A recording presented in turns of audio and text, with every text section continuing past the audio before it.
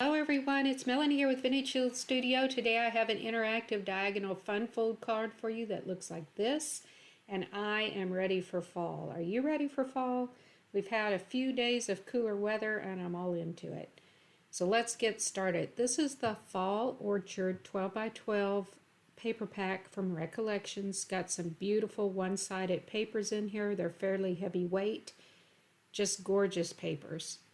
So again, I am going to use these sentiments from one of these pages, and I'll cut that up as needed, and then I'm trying to pick a couple of papers that coordinate and contrast with each other, which is very simple when you're working from a paper pad like this, right? All the colors coordinate, goes with your sentiments.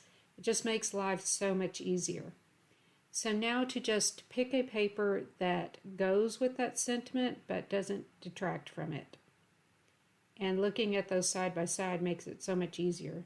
So the card base this week is 5 by 7 inches, and I am going to simply cut a diagonal from the top left near the fold line down to the bottom right corner. Then this is on the front panel. Okay, you see that? Simply just cut a little diagonal there. Still a 5 by 7 inch card. And then I've cut out the sentiment piece that I'm going to use. And now I'm going to try to see what would be less distracting. That looks a little busy on the front. I am going to stick with the papers that I chose because I like them. I'm just trying to figure out how to get that to work with that sentiment on the front. I think that'll look great. So there are the dimensions of the pieces I'll be using. Again, all of the supplies and dimensions can be found in the description area below this YouTube video. So if you're interested, after the video, pop on over there. You will be able to see all of the cuts that I'm making here, as well as a list of the supplies. So now I'm going to make this panel for the front of my card.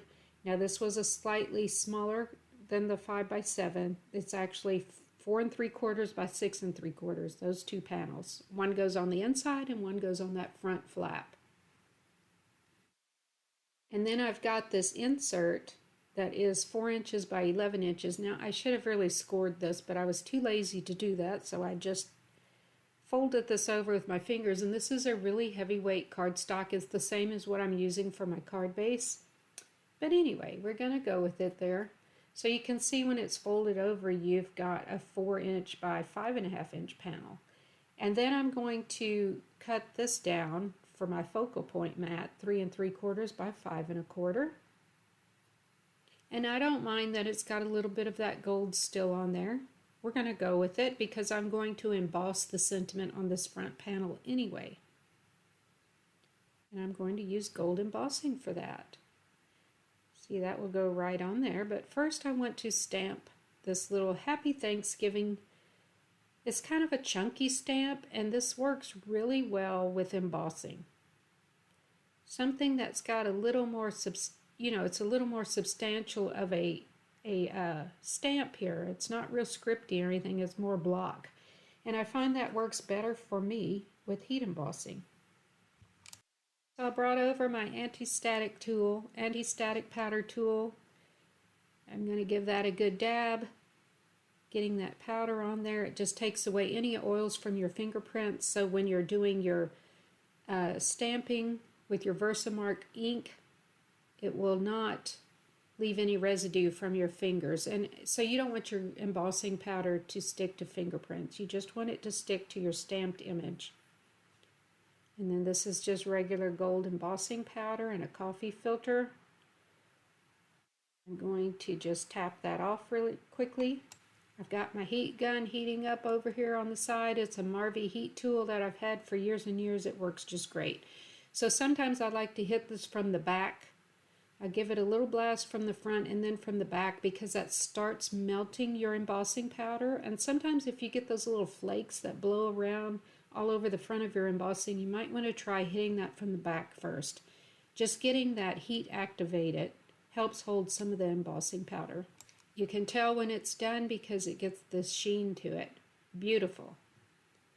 Alright, and then I'm going to bring over just a little bit of ribbon here, and this is to tie down the front panel to the back panel. because with all of this going on in all the folds, it tends to not want to lay flat. So by adding the ribbon, I am going to tie the front and back panels together, and then the recipient will simply just pull on the ribbon to untie that bow, and you will be able to open the card and enjoy it. Okay, I'll simply add some glue here and get this adhered down. Now you can see my panels were a little smaller than the 5x7 inch format of my card base, which leaves a nice little edge, a little border around these panels. Be sure and add your ribbon before you completely glue down the triangular pattern and the inside panel. I'll do the same here on the inside. Again, leaving a little corner up to add my ribbon. And once that's dried, your ribbon is going to be really secured behind your front and your inside panels. Adds a nice little touch, also helps keep your cards closed. I'm just really in love with this Recollections paper packs. I just think the papers are so beautiful, and I love where everything coordinates and makes my life simple. Sometimes we all need a little more simplicity, right? All right, so there are the pieces for my insert. I'll get that put together very quickly, but first I want to stamp the inside sentiment.